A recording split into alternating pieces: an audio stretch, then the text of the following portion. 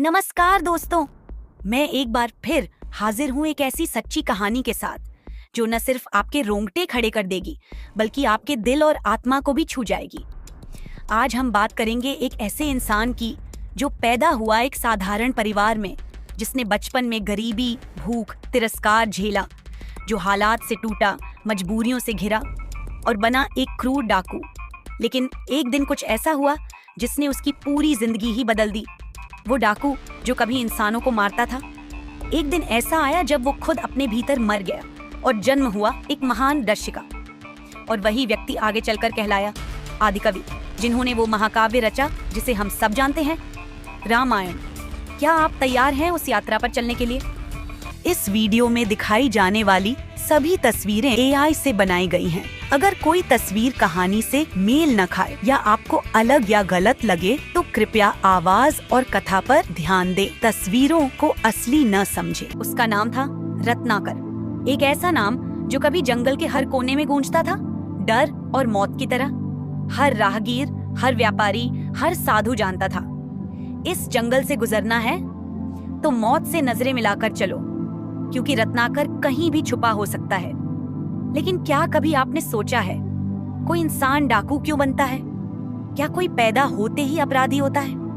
नहीं, कोई भी बच्चा जब जन्म लेता है तो वो कोरा होता है, बिल्कुल एक खाली पन्ने की तरह। उसके बाद जिंदगी उस पन्ने पर जो लिखती है वो उसके हालात तय करते हैं, उसका बचपन, उसकी भूख, उसका दर्द। रत्नाकर के साथ भी कुछ ऐसा ही हुआ। कहते हैं जब वो छोटा था, उसके पिता एक गरीब ब्राह्मण थे, लेकिन पेट भरना तक मुश्किल था। एक दिन भूख ने ऐसा सताया कि रत्नाकर को घर छोड़ना पड़ा। वो जंगल में भटकता रहा दिन रात, अकेला, भूखा, डरा हुआ। और फिर उसे किसी शिकारी ने पाल लिया। शुरुआत में शिकार दिखाना सिखाया, फिर खुद शिकार करना, और फिर लूटना, मारना, डरा कर छीनना। धीरे धीरे वो आदत बन गई, और आदत से पहचान। रत्नाकर अब सिर्फ एक इंसान नहीं था, वो एक खौफ था। उसकी शादी भी हुए और बच्चे भी, लेकिन कहानी यहीं खत्म नहीं होती। एक दिन रत्नाकर की मुलाकात होती है एक आश्य से। कुछ कथाओं में कहा गया है कि वो नारद मुनि थे, हंसते मुस्कुराते लेकिन भीतर से गहराई लिए हुए। रत्नाकर ने उन्हें भी लूटने की कोशिश की, पर उस साधु ने ना डर दिखाया ना गुस्सा। उसने सिर्फ एक सवाल पूछा, रत्नाकर, तुम ये जो पाप कर रहे हो, क्या तुम्हारा परिवार भी तुम्हारे इस पाप में भागीदार है?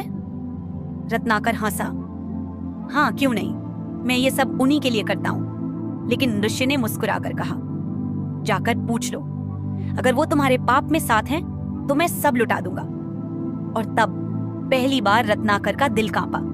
वो घर गया और एक एक करके अपने परिवार वालों से पूछा, क्या तुम लोग मेरे साथ हो? क्या तुम मेरे इस कर्म में मेरे साथी हो? और जवाब मिला, नहीं।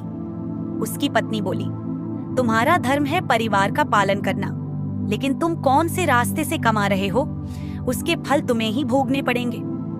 उसके बच्चे खामोश थे, कोई साथ देने नहीं आया। उस रात रत्नाकर पहली बार टूटा, न कि किसी तीर से, तलवार से या युद्ध में, बल्कि एक सच्चाई ने उसे अंदर तक चीर दिया। वो भागा उसी आर्ष के पास, बिलखता हुआ, फूट फूट कर रोता हुआ। उसने कहा, मैं पापी हूं, पर अब नहीं रहना चाहता। क्या मेरे जैसे को भी मोक्ष मिल सकता है? ऋषि ने उसे देखा और मुस्कुराए, हाँ रत्नाकर, मिल सकता है, लेकिन राह आसान नहीं होगी। उन्होंने उसे राम नाम का जाप करने को कहा। कई कथाओं में यह भी आता है कि रत्नाकर राम बोल नहीं पा रहा था, तो उन्होंने कहा, मरा मरा बोलो, वहीं उलटकर राम बन जाएगा। रत्नाकर बैठ गया एक जगह, एक वृक्ष के नीचे। उसने आंखें बंद कर लीं और बस जप करता रहा, राम राम राम। समय बीत गया, कितना कोई नहीं जानता। कुछ कहते हैं महीने, कुछ कहते हैं सालों तक। वो वहीं बैठा रहा, बिना हिले, बिना रुके। उसके शरीर पर दीमक लग गई। धीरे धीरे मिट्टी ने उसे ढक लिया, लेकिन उसका जाप नहीं टूटा, उसका संकल्प नहीं टूटा।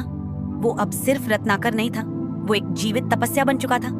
और जब आर्षि लौटे, उन्होंने एक विशाल दीमक के टीले को देखा, और जब उसे खोला, वो जो बाहर आया वो था वाल्मीकि। ऋषियों ने कहा, अब तुम रत्नाकर नहीं, तुम वाल्मीकि से जन्मे हो, इसलिए तुम हो वाल्मीकि। और दोस्तों, वही वाल्मीकि जिसके मुख से निकली पहली कविता, माँ निषाद प्रतिष्ठा त्वम गम। जब उसने एक पक्षी को मरते देखा, उसके मन में करुणा जागी और वो बन गया आदि कवि। वाल्मीकि ने वो कथा लिखी जिसे हम सब जानते हैं, रामायण। पर क्या आपने कभी सोचा, रामायण सिर्फ श्री राम की गाथा नहीं है, ये वाल्मीकि की भी यात्रा है, एक डाकू से एक आश्य बनने की।